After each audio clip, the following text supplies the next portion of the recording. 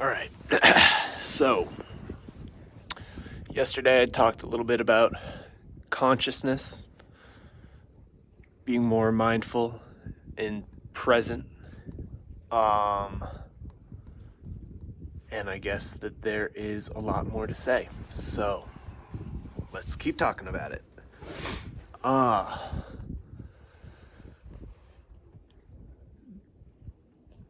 Mindful presence versus mindless presence. The numbing activities that one might engage in that I started talking about yesterday or in the last video also.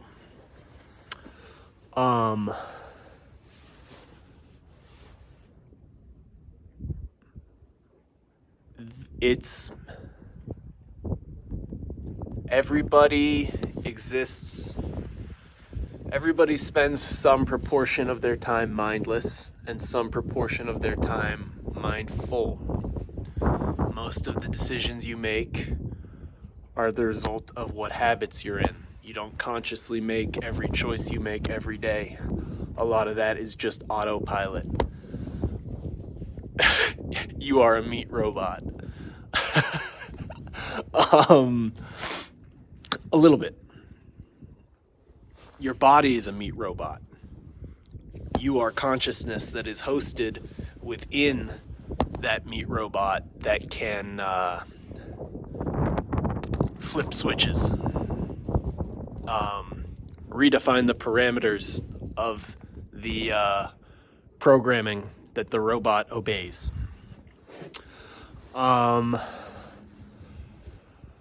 So everybody does some proportion of mindless and mindful activity.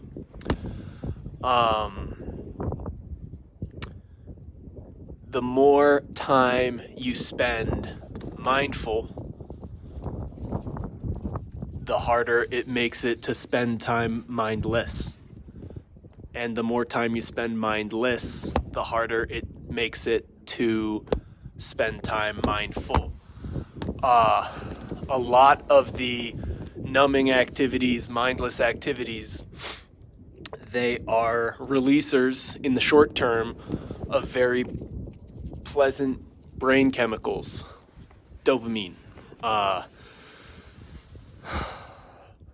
The more you make the choice to indulge in the dopamine hits, the more you want to seek your next dopamine hit and do the next mindless thing that will give you that instant gratification. The less that you indulge in the dopamine hits and get accustomed to investing your time and your energy into delayed gratification activities that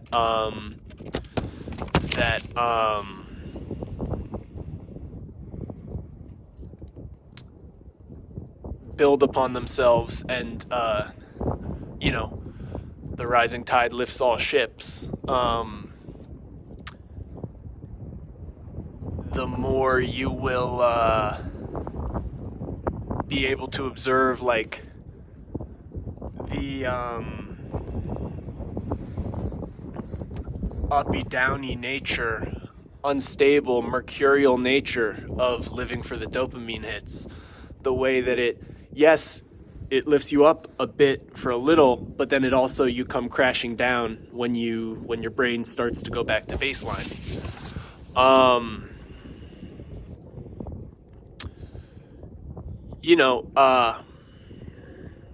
Delayed versus instant gratification that I've been referring to. Well,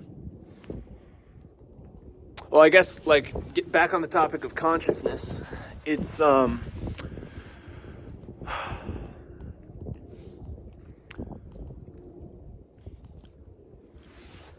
in terms of what we get societally conditioned to.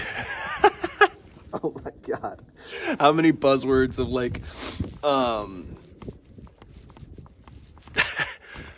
how many how many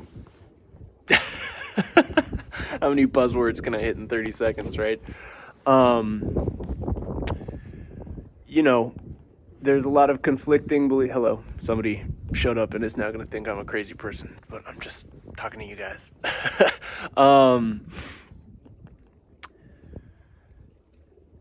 It's easy to over-identify with what we're feeling. It's easy to over-identify with what we're thinking. It is hard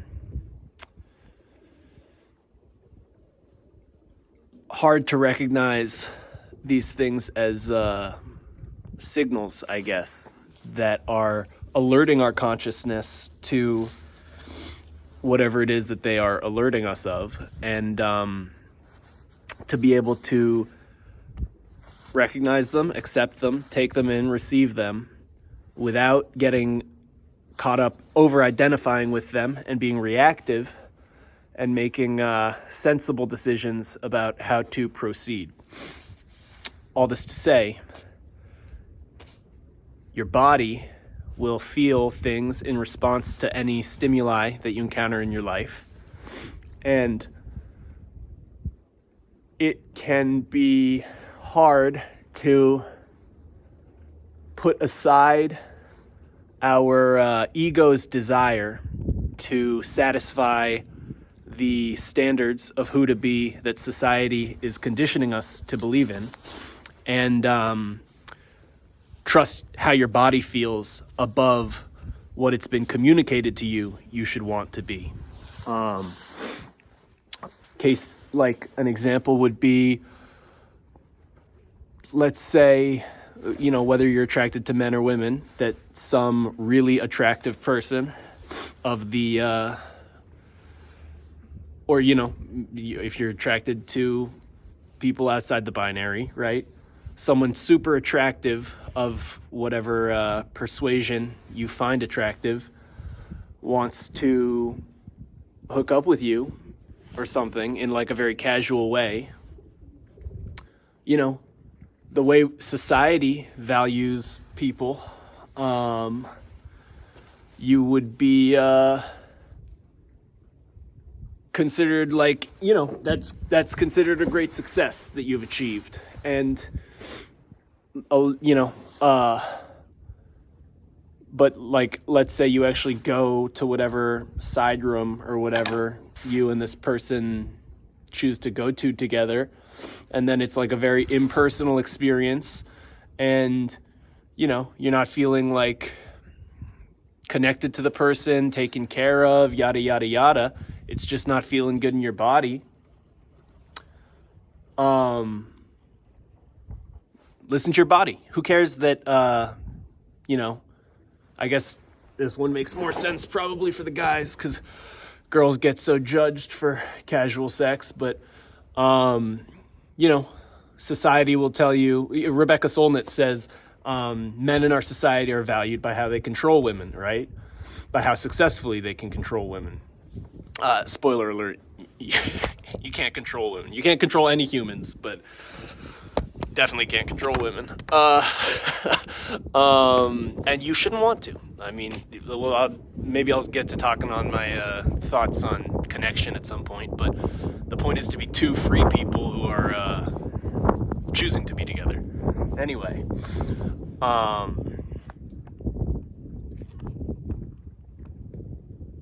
like, if it's really easy for casual sex or casual hookups or whatever, where you don't really know the person, not to feel good. And you should listen to that over, like, that your buddies won't understand why it is that you didn't follow through on hooking up with that girl or whatever, because she's so hot or whatever the case may be. Like,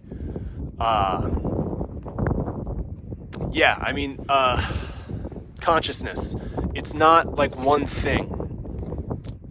Probably the most obvious way to like get this kind of idea across is like, when you're awake, you're conscious in whatever sense you're conscious. And when you're asleep, you're not dead. You're still a living human being. It's just a different state of consciousness, right? Well, waking consciousness is not just one thing. You've got fight or flight or freeze consciousness. You've got emotionally reactive, angry consciousness. You've got super in your head, analytical, like hermit mode, thinky consciousness. There's all sorts of types of consciousness. People who have like frou-frou spiritual beliefs like I've got and talk about, the chakras and stuff, elevating your vibrational level. That's what they're talking about, like root chakra, grounding to the earth, right, through your feet, or through whatever body part might be touching the ground. Sacral chakra, sexual communion or with yourself or with others. Third eye, crown chakra, like meditation, psychic powers, astral projecting and stuff. Like, they're not the same vibrational level and there's others, solar plexus and heart and yada yada yada. Consciousness is not one thing. Plenty of people, the majority of people, I would say, remain in a certain way unconscious. They think about what they have, they think about what they do, and maybe they think about what they think and feel. And that's the extent of their consciousness. They're not so much digging into subconscious motivations for why they have the desires that they have. And they are not so much trying to transcend the consciousness of bodily senses and thoughts and emotions. So it's like I was talking earlier about how if you make a choice to not hook up with that girl based on your body not feeling it and your buddies don't understand,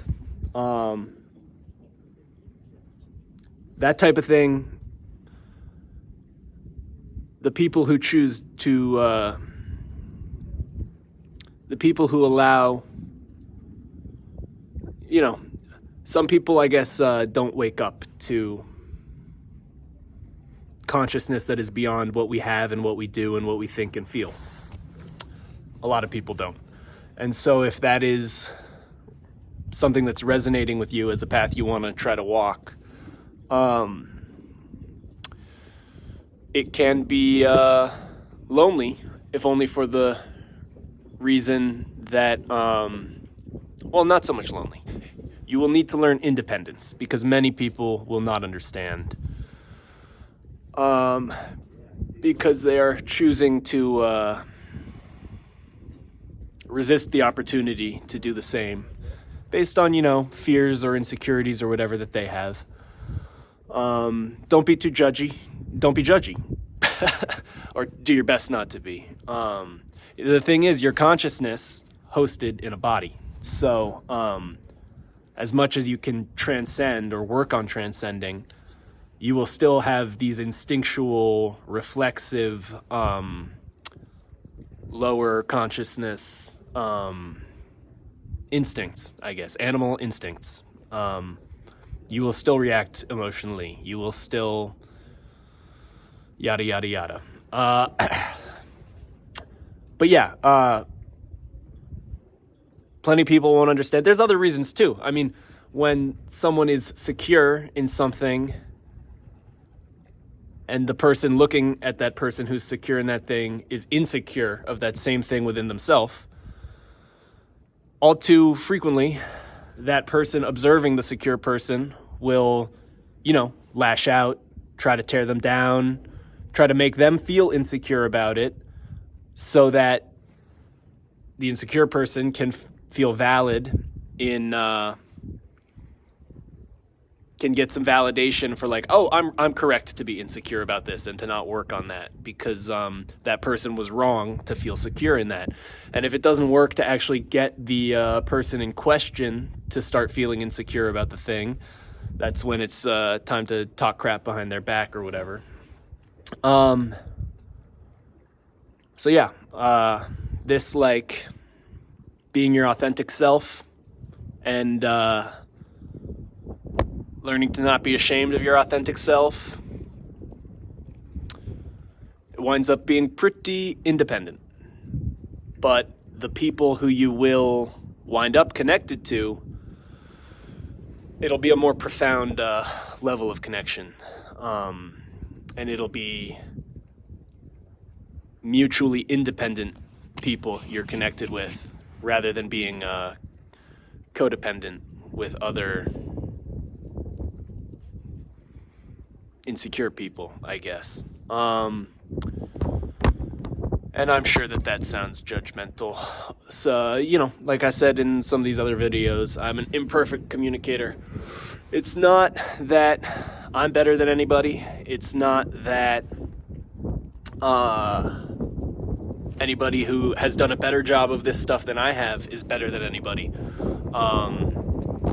Everybody is the same, but it's through recognizing how ordinary you are, and that anyone who ever achieved anything great was also ordinary and chose to make the most of it, chose to make the decisions that allowed them to make the most out of the opportunities that every human has, rather than develop a mindset of limiting oneself because I'm not special in the way that such and such person was special. Nobody was special. Some people made decisions to go get after it, and some people didn't. Everyone had, so birth circumstances can be different. That's for sure true. But if you are, if your body functions enough that your consciousness is intact, you have this opportunity that I'm describing available to you.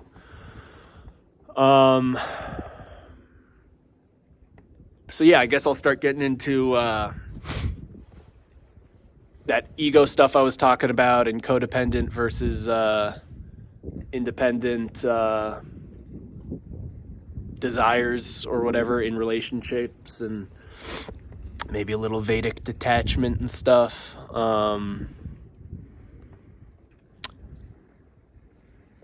Instant gratification activities, numbing activities, dopamine hits.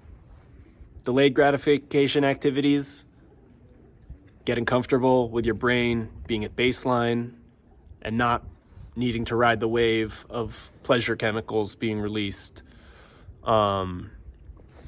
Delayed gratification choices, quality of life, compound interest over time, goes up and up and up.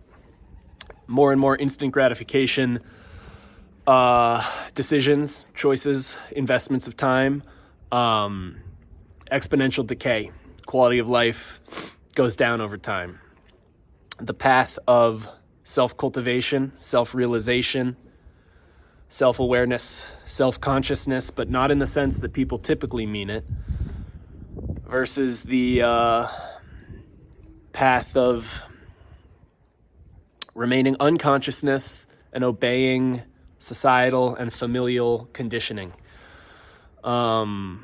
obeying standards and expectations that have been placed on you externally rather than following your own compass of your own feelings. When like frou-frou people like me on YouTube talk about like the Matrix, this is what they're talking about. Do you work on elevating your consciousness beyond the base animal urges, or remain asleep, so to speak? All right, that's it for today. Peace out, y'all.